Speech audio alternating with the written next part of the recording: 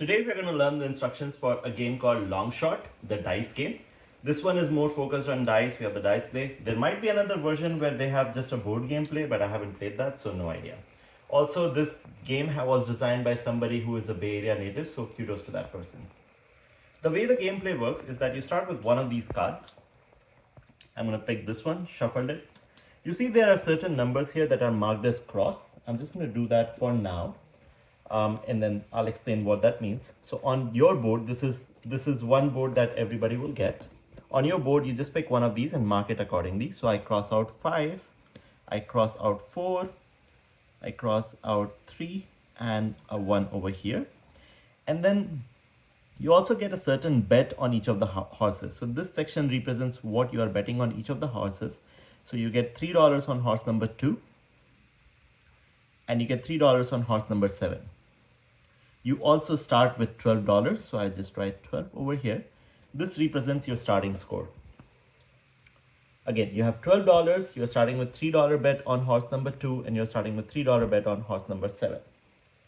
For the sake of discussion, I'm going to do this for 2 players. So I'm going to start another card, and I'm going to set up another board. So you start with 6 crossed out, you start with 7 crossed out, you start with 2 crossed out, and you start with 4 crossed out, $3 bet on horse number 3, and $3 bet on horse number 5, plus the starting token money of $12.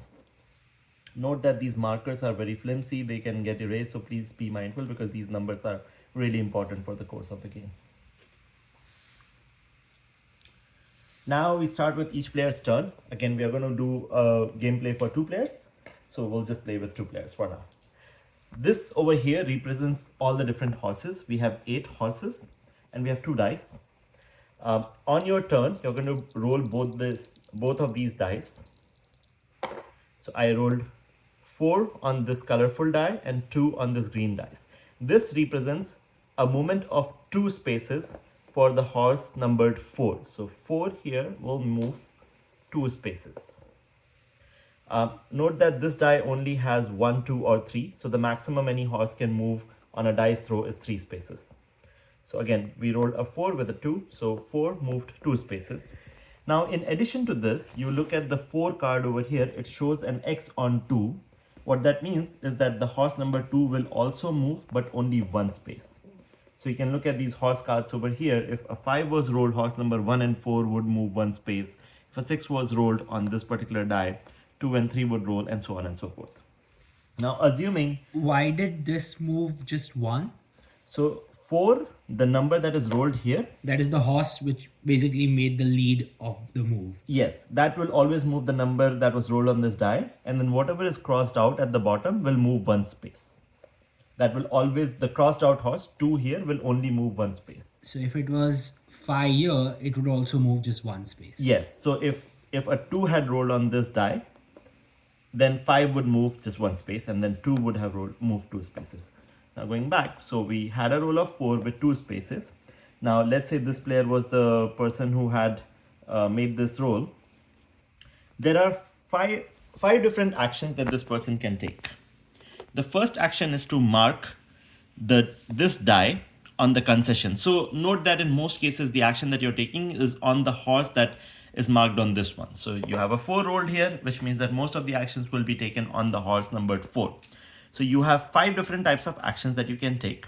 The first one is concession action, which is basically you are saying you're going to mark a 4 on this over here.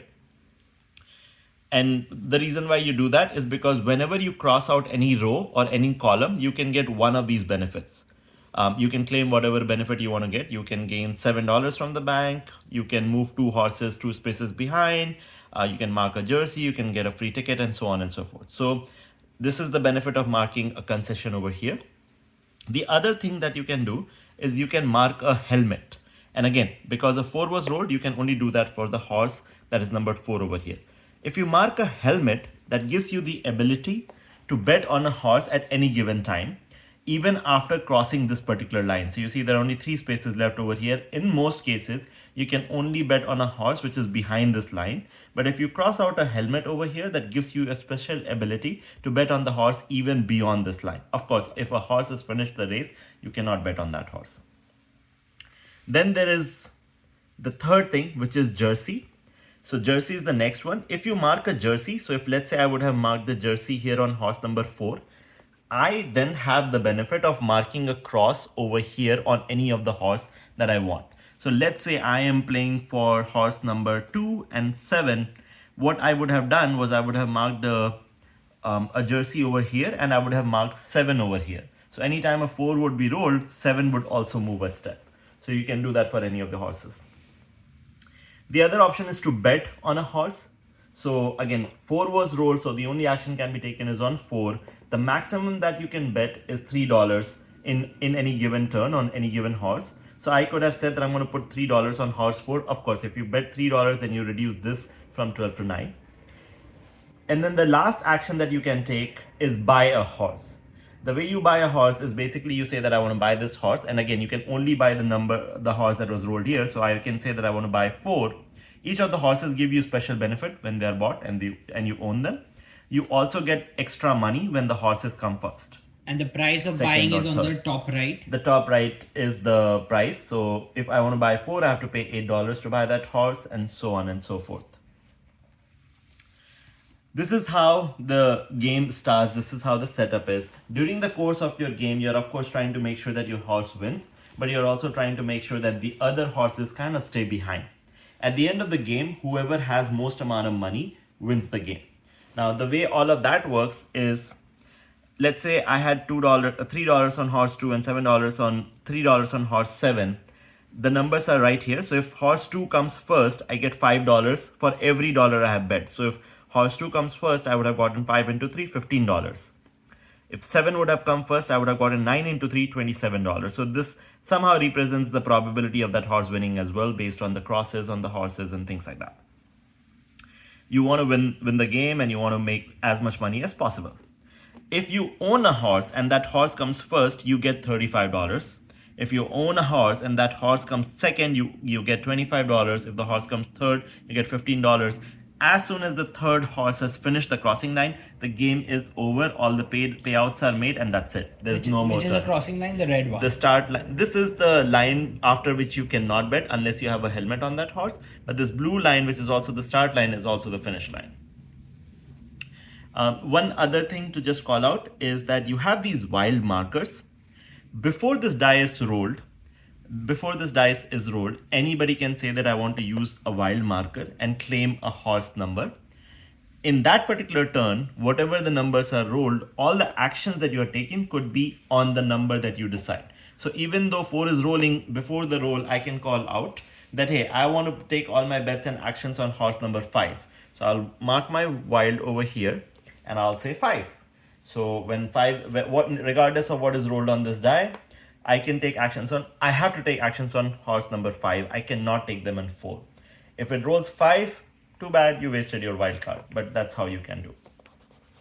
In any given turn, if you cannot take any action at all, you can take the action of erasing one of the wilds and move on from that turn. One last thing, which is really important, no matter who is rolling the dice, everybody will take action. So I roll the dice, the second player will take action, third player, fourth player, and so on. Then after that, the second player will roll the dice, and then third, fourth, and first player will take action, and so on and so forth. What are these? These are ultimately to do the scoring. Who won the game, how many horses won the game, what bets you won, and things like that. One thing that I will call out, if you have marked both helmet and jersey on any given horse, you get $5 for every such marking. So if I had a jersey and a helmet marked on horse number 2, I would have gotten $5 for that. If I had that on 6, I would have gotten a total of $10, 2 into that, and so on and so forth. Purpose of the game is to make maximum money. The purpose of the game is to make maximum money, as you would do on a horse course. Thank you, folks. Enjoy the game and let me know how it goes. Thank you.